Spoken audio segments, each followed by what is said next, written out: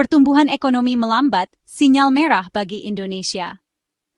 Ekonomi Indonesia hanya tumbuh 4,87% di kuartal pertama tahun 2025. Angka ini menunjukkan perlambatan yang signifikan dibandingkan dengan kuartal sebelumnya.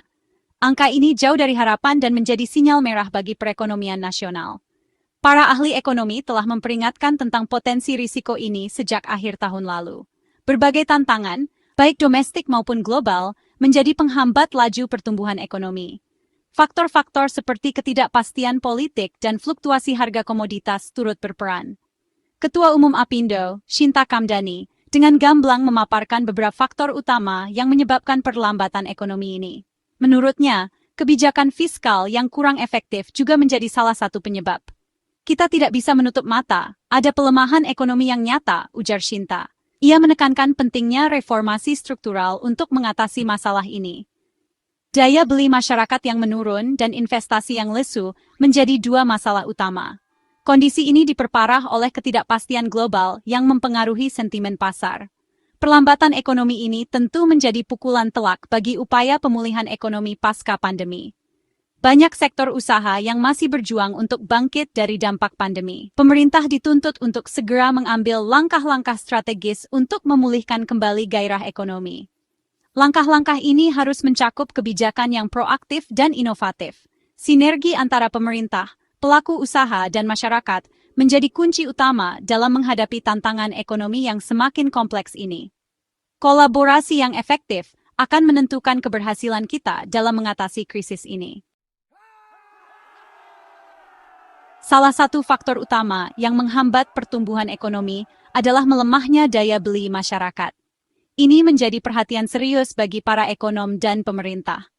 Hal ini tercermin dari pertumbuhan konsumsi rumah tangga yang hanya mencapai 4,89% di kuartal pertama 2025, yang merupakan angka terendah dalam beberapa tahun terakhir. Angka ini adalah yang terendah dalam 5 kuartal terakhir, menunjukkan tren yang mengkhawatirkan. Yang lebih memprihatinkan, momentum Ramadan dan Lebaran yang biasanya mendongkrak konsumsi tidak mampu mengangkat pertumbuhan konsumsi di atas 5%. Ini adalah indikasi bahwa daya beli masyarakat benar-benar sedang tertekan. Ramadan tahun ini berbeda, ungkap Shinta, seorang analis ekonomi. Masyarakat lebih berhati-hati dalam membelanjakan uangnya. Mereka lebih memilih menabung daripada berbelanja. Penurunan daya beli ini tidak lepas dari inflasi yang masih tinggi dan dampak berkepanjangan dari pandemi COVID-19. Banyak keluarga yang masih berjuang untuk pulih. Jumlah kelas menengah yang menjadi tulang punggung konsumsi menurun drastis dari 57,3 juta pada 2019 menjadi 47,8 juta pada 2024. Ini adalah penurunan yang signifikan. Kondisi ini tentu menjadi alarm bagi pemerintah untuk segera mengambil langkah konkret dalam memulihkan daya beli masyarakat. Tanpa tindakan cepat, situasi bisa semakin memburuk. Program bantuan sosial yang tepat sasaran dan penciptaan lapangan kerja menjadi kunci utama dalam mengatasi permasalahan ini. Pemerintah harus fokus pada kebijakan yang mendukung pemulihan ekonomi.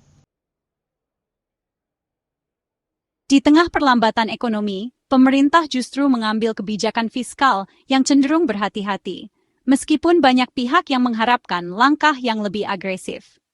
Belanja pemerintah tercatat kontraksi sebesar 1,38% di kuartal pertama 2025, yang menimbulkan kekhawatiran di kalangan pelaku ekonomi. Defisit anggaran tahun 2025 diproyeksikan mencapai 2,53% dari PDB, meskipun pendapatan pajak mengalami penurunan sebesar 30% di 2 bulan pertama tahun ini. Hal ini menunjukkan tantangan besar yang dihadapi pemerintah. Pemerintah beralasan bahwa kebijakan fiskal yang hati-hati ini diambil untuk menjaga kesehatan fiskal negara dan menghindari risiko jangka panjang. Prioritas anggaran tahun ini difokuskan pada sektor-sektor prioritas seperti pendidikan, infrastruktur, dan energi yang dianggap penting untuk pembangunan jangka panjang. Namun di sisi lain, kebijakan fiskal yang terlalu ketat justru dikhawatirkan akan semakin memperlambat laju pertumbuhan ekonomi yang sudah mengalami tekanan. Beberapa ekonom berpendapat bahwa pemerintah perlu menggenjot belanja pemerintah untuk menstimulus perekonomian dan mencegah resesi yang lebih dalam. Pemerintah perlu lebih ekspansif dalam belanja, ujar seorang ekonom, untuk memastikan bahwa ekonomi tetap bergerak. Stimulus fiskal sangat dibutuhkan untuk mendorong pertumbuhan ekonomi dan mengurangi dampak negatif dari perlambatan ekonomi global. Selain melemahnya daya beli, perlambatan ekonomi juga dipicu oleh lesunya investasi. Pertumbuhan penanaman modal tetap bruto hanya mencapai 2,12% di kuartal pertama 2025, angka terendah dalam 2 tahun terakhir. Sentimen negatif global dan transisi pemerintahan menjadi faktor utama yang membuat investor cenderung wait and see. Ketidakpastian global terkait perang dagang dan gejolak geopolitik membuat investor menunda rencana investasinya. Di sisi lain, iklim investasi di Indonesia yang belum sepenuhnya kondusif juga menjadi penghambat masuknya investasi. Regulasi yang rumit, perizinan yang berbelit, dan kepastian hukum yang masih rendah menjadi pekerjaan rumah yang harus segera diselesaikan. Pemerintah harus bisa meyakinkan investor bahwa Indonesia adalah tempat yang aman dan menguntungkan untuk berinvestasi, ujar Shinta. Reformasi struktural harus terus dilanjutkan untuk memperbaiki iklim investasi. Section 5. Kinerja ekspor menurun, harga komoditas dan permintaan global melemah. Sektor eksternal juga memberikan kontribusi negatif terhadap perlambatan ekonomi. Kinerja ekspor Indonesia tercatat turun sebesar 7,53% secara kumulatif dibandingkan periode yang sama tahun lalu. Penurunan kinerja ekspor ini disebabkan oleh dua faktor utama, yaitu melemahnya harga komoditas di pasar global dan penurunan permintaan dari negara-negara mitra dagang utama, seperti Tiongkok dan Uni Eropa. Perlambatan ekonomi global dan perang dagang antara Amerika Serikat dan Tiongkok menjadi faktor utama yang menekan harga komoditas dan permintaan global. Di sisi lain, Indonesia juga dihadapkan pada tantangan proteksionisme perdagangan yang semakin meningkat. Diversifikasi pasar ekspor dan peningkatan nilai tambah produk ekspor menjadi kunci untuk meningkatkan daya saing produk Indonesia di pasar global, ujar seorang ekonom. Section 6. Gejolak nilai tukar rupiah, ketidakpastian global dan tekanan domestik.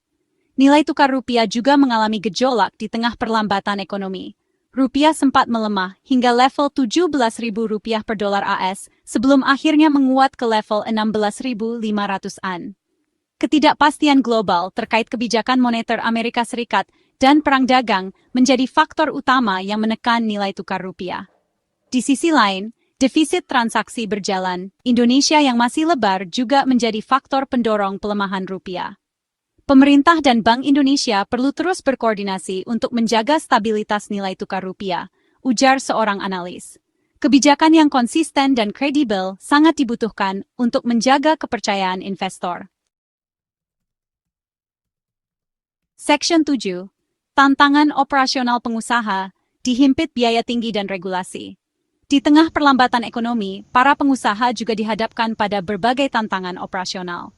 Tingginya biaya logistik, sulitnya akses permodalan, dan regulasi yang belum kondusif menjadi penghambat bagi dunia usaha. Biaya logistik di Indonesia yang masih tergolong tinggi menjadi salah satu penghambat daya saing produk Indonesia. Infrastruktur yang belum memadai dan proses birokrasi yang rumit menjadi penyebab tingginya biaya logistik. Di sisi lain, para pengusaha juga mengeluhkan sulitnya akses permodalan, terutama bagi usaha mikro, kecil dan menengah atau UMKM. Bunga kredit yang masih tinggi dan proses pengajuan kredit yang rumit menjadi kendala bagi UMKM untuk berkembang. Pemerintah perlu memberikan kemudahan akses permodalan dan memangkas regulasi yang menghambat dunia usaha, ujar Shinta. Kemudahan berusaha akan mendorong pertumbuhan ekonomi.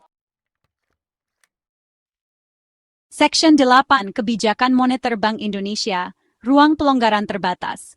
Bank Indonesia atau BI telah mengambil langkah-langkah untuk mendorong pertumbuhan ekonomi, salah satunya dengan menurunkan suku bunga acuan sebanyak 2 kali sejak September 2024.